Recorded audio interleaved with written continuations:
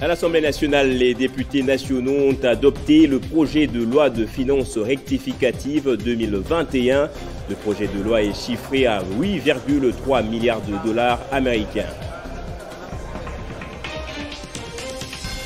Et Alain Foka, dans de mauvais draches, RFI et France 24, sa dernière interview sur l'enquête Congo Hold Up lui vaut des virulentes critiques de la part de ses confrères qui lui reprochent l'usage abusif des logos des organes de France Média Monde. Qu'écourt-il exactement? Vous suivrez les explications de Jean-Marie Kassomba. En sécurité, l'armée a déjoué une attaque des rebelles Codeco qui visait les populations civiles. Les FARDC en sont venus à capturer 8 miliciens de ce groupe grâce à leur contre-offensive. Bienvenue à vous tous, mesdames, messieurs, et merci d'être avec nous sur Télé 50. Les forces armées de la RDC ont farouchement repoussé vendredi 3 décembre une tentative d'attaque des miliciens Codeco en commune rurale de Mungwalu dans le territoire de Djougou. 8 éléments de ce groupe armé ont été capturés grâce à la collaboration de la population qui a fait preuve d'une résistance aux côtés des militaires. Voici ce que vous devez savoir sur les attaques qui ont eu lieu dans la commune rurale de Mungwalu, en territoire de Djougou, secteur Banyali-Kilo. Les forces armées de la République démocratique du Congo ont mis en déroute un groupe de miliciens Codeco lors d'une tentative d'incursion déjouée par votre armée. Dans leur fuite, devant le rouleau compresseur de forces armées, la population locale a bravé la paire en répondant à l'appel du gouverneur militaire et commandant des opérations, le lieutenant-général Luboya Kanshamadjoni, à la résistance patriotique et populaire qui a permis de capturer 9 éléments de groupes armés Codeco qui sont à présent entre les mains de services de l'ordre. Les forces armées ont bombardé par les hélicos de combat les 2 bastions les plus fortifiés de la milice Codeco. Il s'agit de BC et Brésil, en territoire de Djougou, en secteur de Banyali-Kilo. Ces opérations ont été menées de manière professionnelle. Sur le sol présentement, les unités spéciales poursuivent les opérations de fouilles et de ratissage dans la zone pour neutraliser d'autres miliciens qui sont en errance. Au nom du gouverneur militaire, le lieutenant-général Luboya Kanshamadjoni, nous remercions et encourageons toute la population qui a résisté aux forces du mal.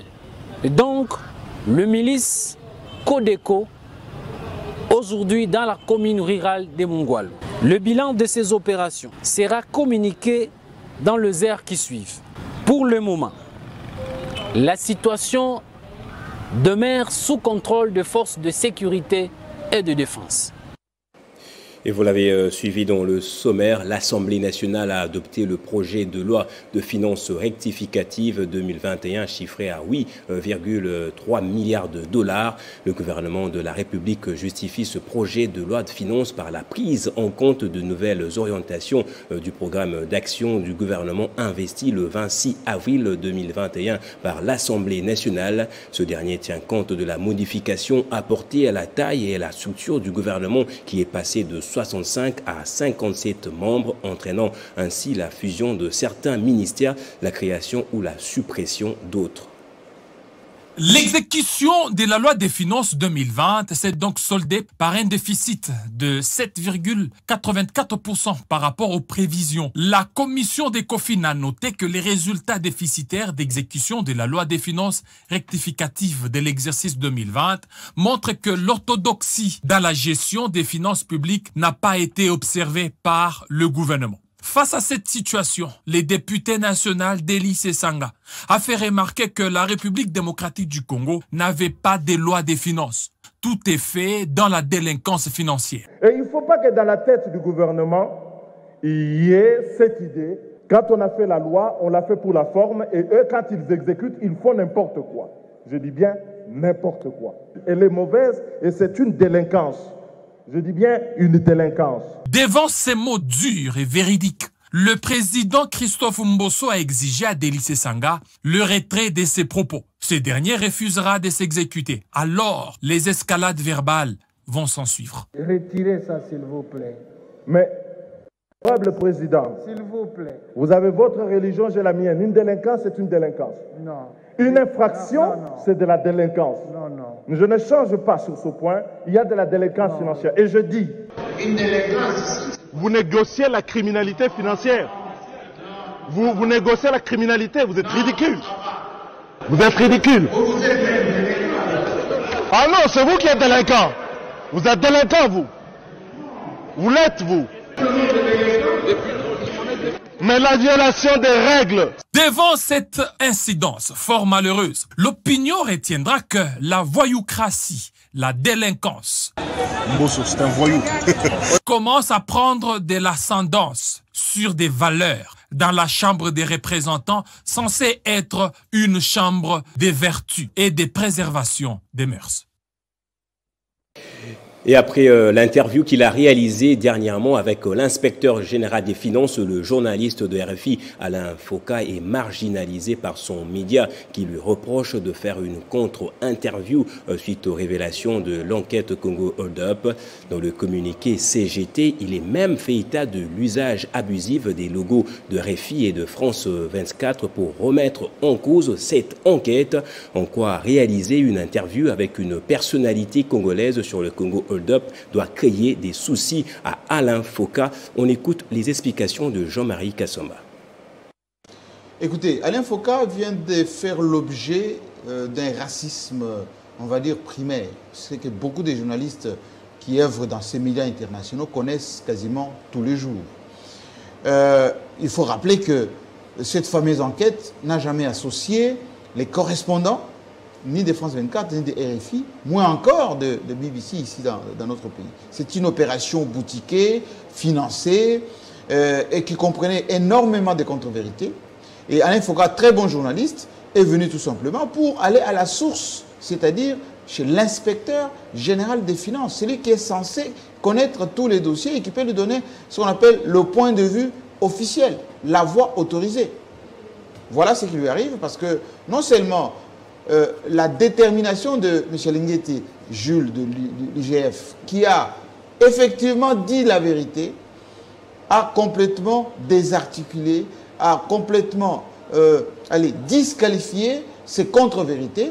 Et au lieu même de protéger Alain Foka, voilà comment il est jeté en pâture. C'est lui qui fait la fierté aujourd'hui de France 24, de France Télévisions, de RFI.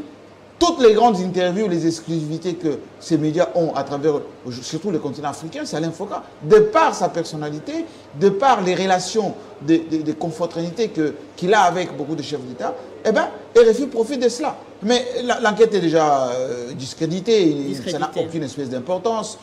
Ça, c'est ce qu'on appelle les pirouettes pour essayer de s'en sortir. Vous avez vu qu'aujourd'hui, ils ont même parlé de notre président actuel, de son entourage. Ils comptaient même associer même les membres de sa famille.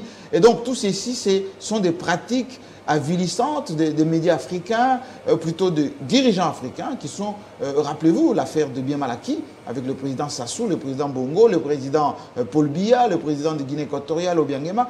Et c'est toujours comme ça que ça se passe. Voilà, Jean-Marie Kassomba était l'invité du journal de la mi-journée. Et clôture des assises des hommes d'affaires venus du Kenya et ceux de la RDC, l'événement avait pour objectif de booster l'économie africaine de manière générale et celle de la RDC en particulier. L'activité fait suite à la rencontre entre le chef de l'État, Félix Antoine Tshisekedi, et le président kenyan Uhuru Kenyatta. C'est dans les enceintes de la plus grande banque de la RDC que les investisseurs congolais et kenyans viennent de clôturer les assises qui portaient sur la mission commerciale Kenya-RDC. Les assises qui ont eu pour objectif de booster les opportunités économiques existantes.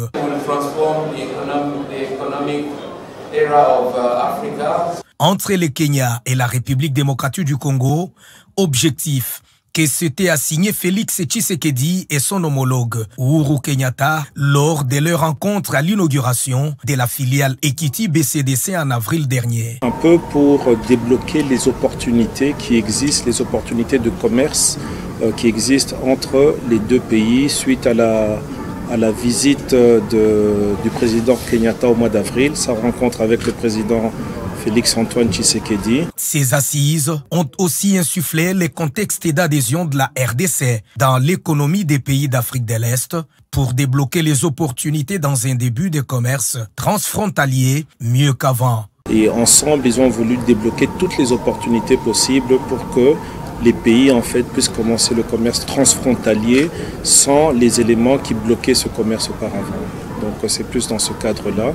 Et nous, en tant que banque, on est là pour accompagner en fait ce partenariat, ces partenariats qui vont se nouer entre les entrepreneurs kenyans et les entrepreneurs congolais. On estime que la RDC aujourd'hui est un marché qui est relativement non exploité correctement et surtout non exploité par les Africains.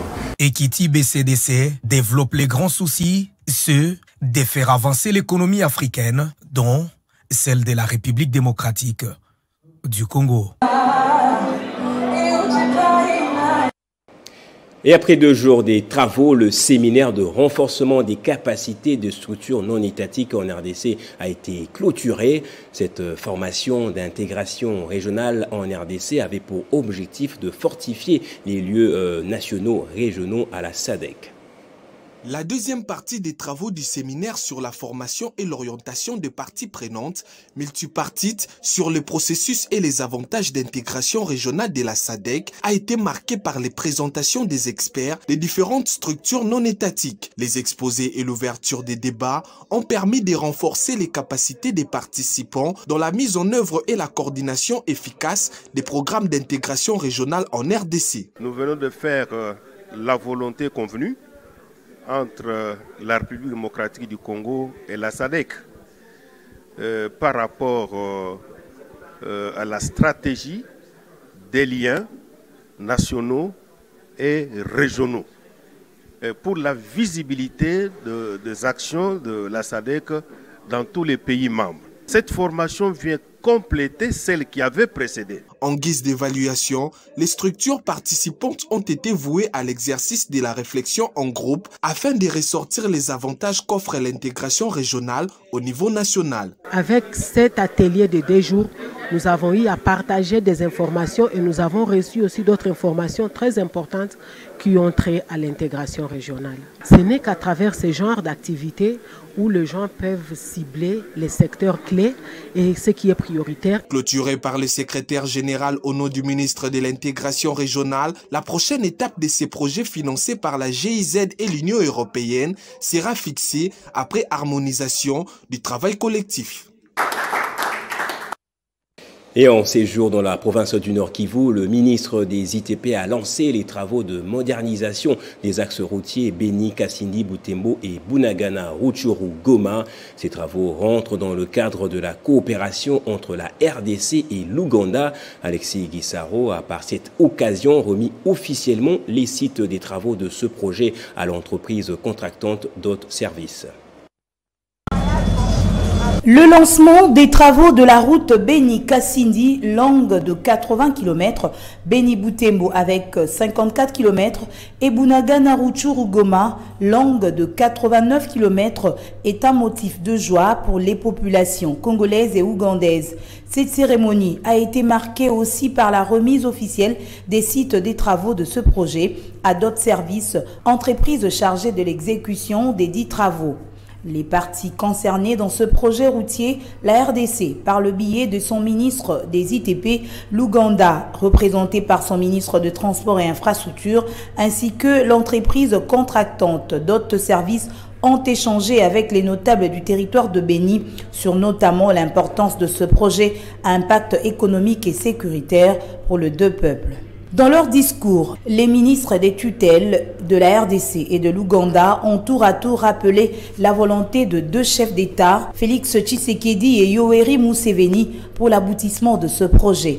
Les représentants de 2 pays comptent sur la patience et l'hospitalité des usagers de cette route face à l'entreprise qui va exécuter les travaux. Ce que nous souhaitons par-dessus tout, c'est que vous puissiez vous approprier de ce projet. C'est votre projet parce que vous êtes les premiers bénéficiaires de ce projet. Le gouvernement congolais tient à ce que la main-d'œuvre et la sous-traitance congolaise soient effectivement dans l'exécution de ce projet. De retour à Goma, vers la fin de la journée, le ministre d'État des ITP, Alexis Guissaro Mouvouni, et toute la délégation qui l'accompagnait, y compris les membres du comité de pilotage de d'autres services, se sont rendus acquis ici dans le territoire de Nyiragongo. Ici, il était question de donner également le temps au début des travaux sur la RN2 et la RN28, tronçon Goma-Rutshuru et Goma-Bunagana.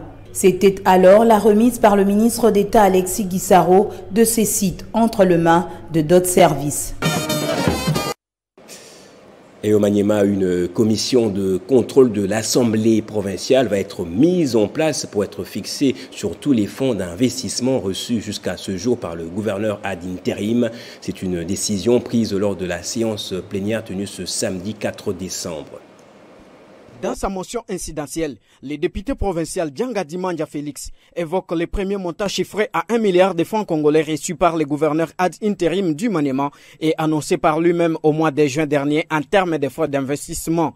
Ainsi, cet élu veut voir clair sur la gestion de ces fonds, y compris ceux alloués par les fonds pour la réhabilitation des routes.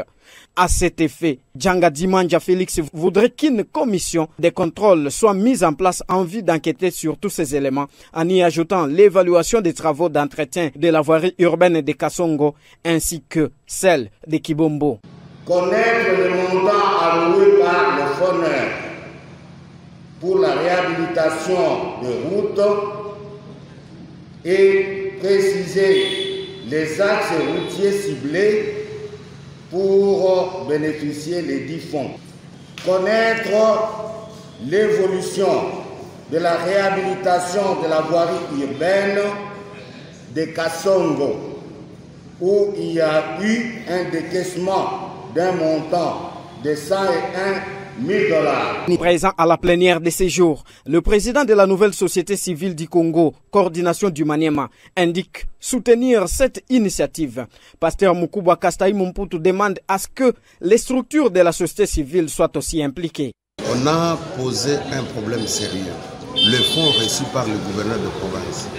Si l'Assemblée provinciale veut connaître comment ces fonds ont été utilisés, ce n'est que justice.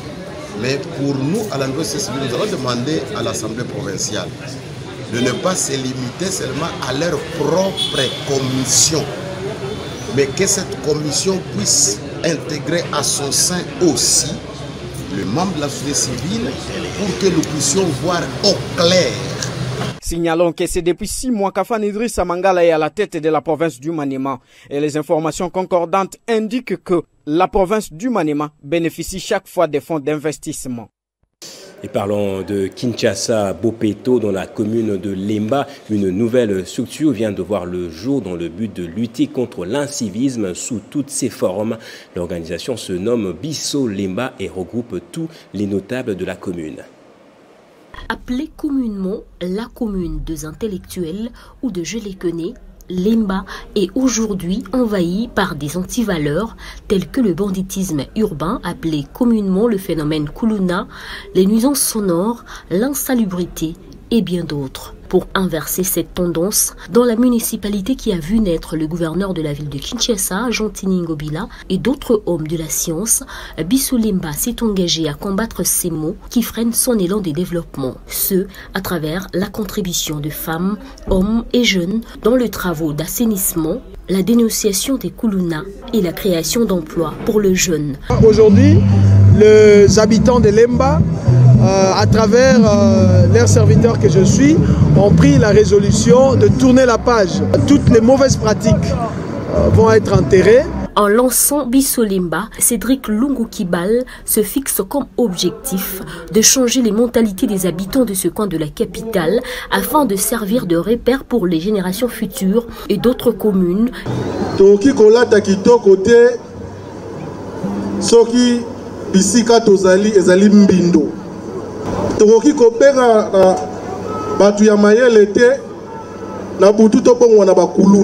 Et au finish, permettre à Kinshasa de se débarrasser de cette image ternie. Nous sommes venus nous aussi en tant que jeunes de Lemba interpeller nos frères à changer leur mentalité. Et je pense que nous allons acheminer avec ces gens d'initiative. Dans les tout prochains jours, on va vous dire les plans d'action que nous allons mener sur place. L'initiateur de ce projet a promis de financer les travaux de réhabilitation de la grande bibliothèque de la commune de Lemba. C'était également un moment de partage des talents. Et organisation des journées des échanges citoyens à l'inspection générale des finances. Pour cette première journée, la porte a été ouverte aux étudiants qui ont été édifiés sur le sujet intitulé comme suit: lutte contre le détournement des deniers publics, compétences et missions de l'IGF et nécessité d'une approbation collective. C'est la première ambiance électrique que connaît la salle amphithéâtre de Félix Antoine Tshisekedi Tshilombo à l'inspection générale des finances, où la communauté estudiantine de Kinshasa a été invitée aux journées dites échanges citoyens. L'inspection générale des finances vient de mettre en place un système de partage sur la lutte contre les détournements des deniers publics. Et cela se matérialisait par une conférence débat sur les thèmes lutte contre les détournements des deniers publics, compétences et missions de l'IGF et nécessité d'une appropriation collective. Prenant la parole en premier, Monsieur Ieleza Kebekenze, inspecteur général des finances et coordonnateur de l'IGF, a résumé les missions de l'IGF, à savoir veiller à la bonne application de lois et règlements en matière des finances publiques, en insistant sur les compétences de l'IGF qui portent sur les contrôles des biens et finances du pouvoir central, des ministères, des provinces, des entreprises de l'État, des établissements publics, ainsi que les paiements des impôts dus à l'État.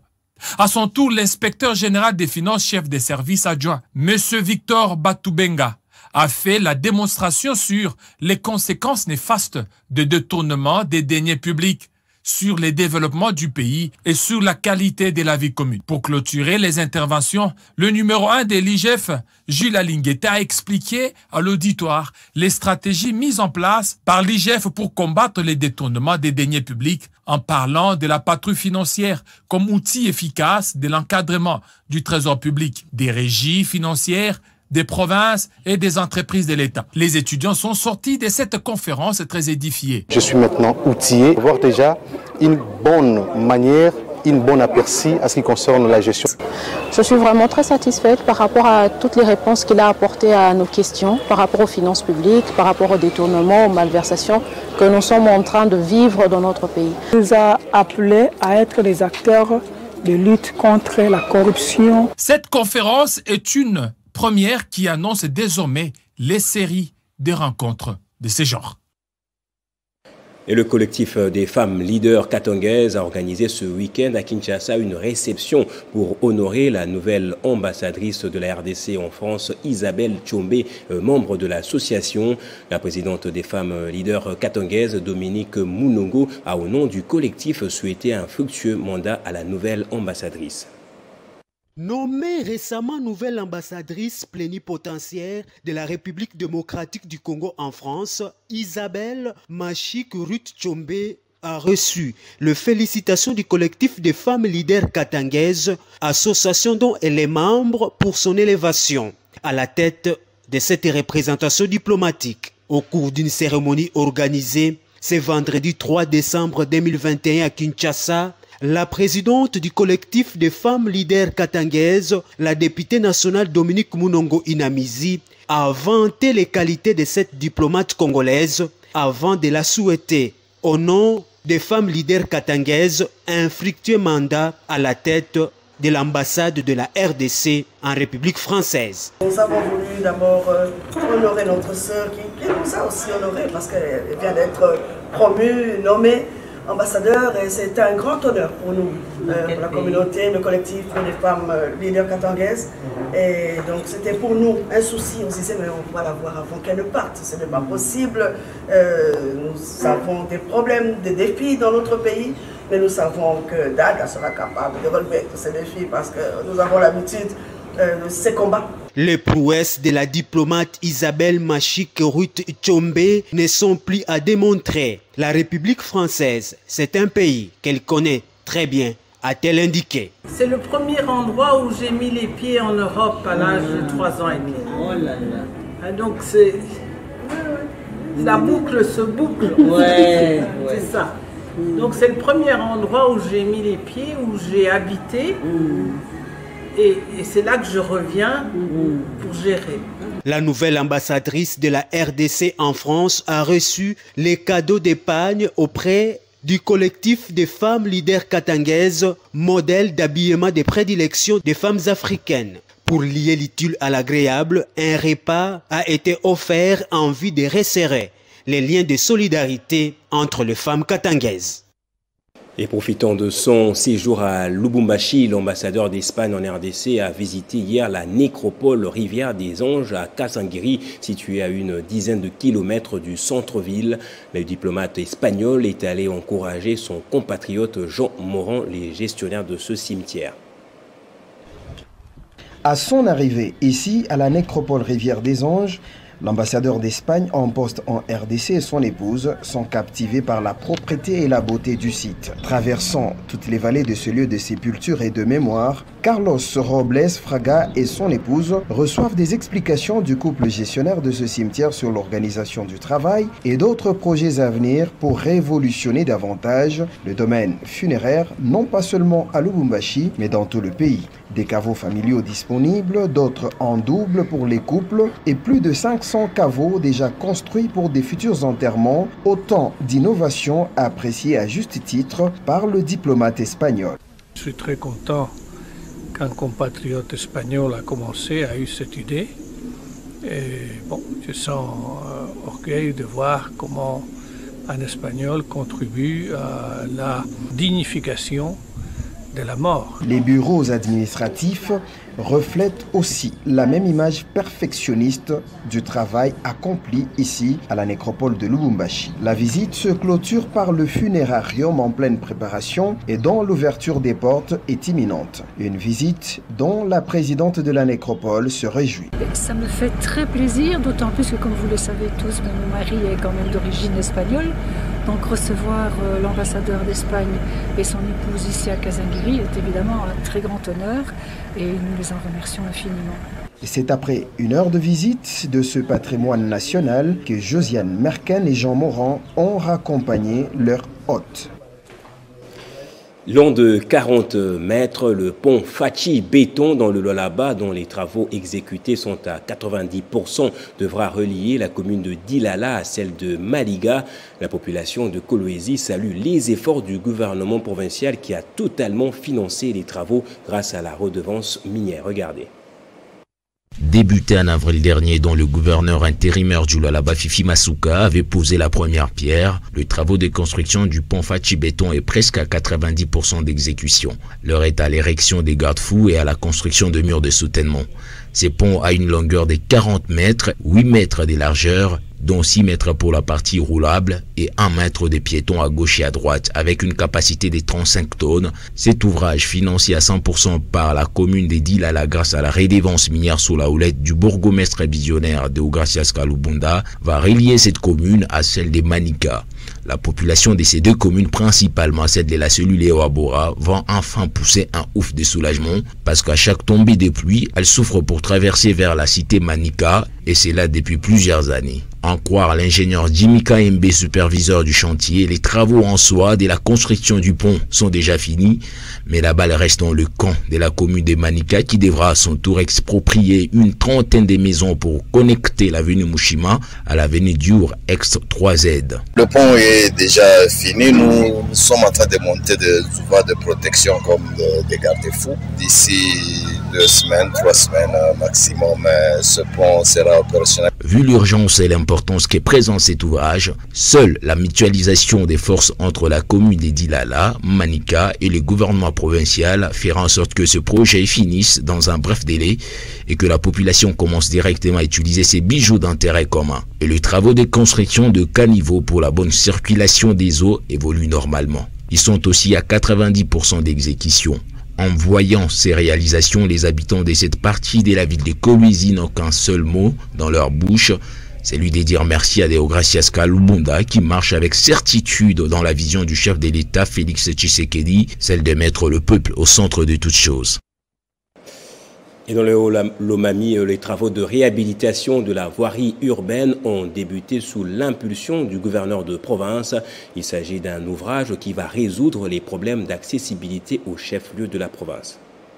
Dans la Nivelaise, sous un soleil accablant, Kabamba Ilunga Wabatami Anani, gouverneur Haï du Haut-Lomami, lance les travaux de réhabilitation de la voirie urbaine de Kamina. C'est samedi 4 décembre 2021 sur l'avenue Sendoué, l'une des grandes artères impraticables pendant cette période pluvieuse qui, dans les jours à venir, à travers ces travaux qui viennent d'être lancés par l'autorité, sera revêtue d'une nouvelle robe. Sous les applaudissements des fils et filles de Kamina qui sont venus nombreux voir comment les actions du chef de l'État, son Excellence Félix Tshisekedi Tshilombo, se concrétisent dans la ville à travers son représentant en province, Kabamba Ilunga Wabatami Anani. S'inscrivant dans la philosophie axée sur les résultats, en dehors de l'avenue Sendou, les avenues des écoles, d'Ino vers les cimetières Kitele, subissent aussi les mêmes travaux de réhabilitation. Petit à petit, Kabamba Ilunga Wabatami rencontre les attentes de sa population butée à un sérieux problème de la voirie urbaine longtemps abandonnée. J'aurais voulu que ce qu'on fait pas, c'est-à-dire quand nous aurons fait 2,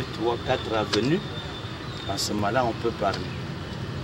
Nous avons voulu solennaliser pour que la population sente quand même qu'il y a des actions qui sont programmées en dehors de tout ce qu'on peut écrire et lire. Nous voulons parler après. Dans un bref délai, les grandes artères du chef-lieu de la province d'Mbidi-Kiloué ne poseront plus de problèmes. L'accompagnement de la population dans la concrétisation de ces actions s'avère nécessaire. Place au rappel des titres à présent. À l'Assemblée nationale, les députés nationaux ont adopté le projet de loi de finances rectificative 2021. Le projet de loi est chiffré à 8,3 milliards de dollars américains.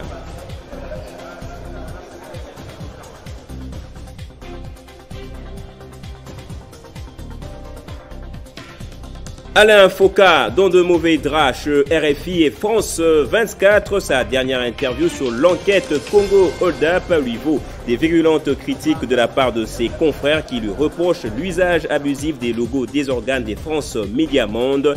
La CGT a qualifié cette émission de contre-campagne à l'enquête Congo Hold Up. Et en sécurité, l'armée a déjoué une attaque des rebelles Codeco qui visait les populations civiles. Les FARDC en sont venus à capturer 8 miliciens de ce groupe grâce à leur offensive. Et c'est par ici que ce journal prend fin. Merci infiniment de votre fidélité. L'actualité reste en continu sur votre chaîne.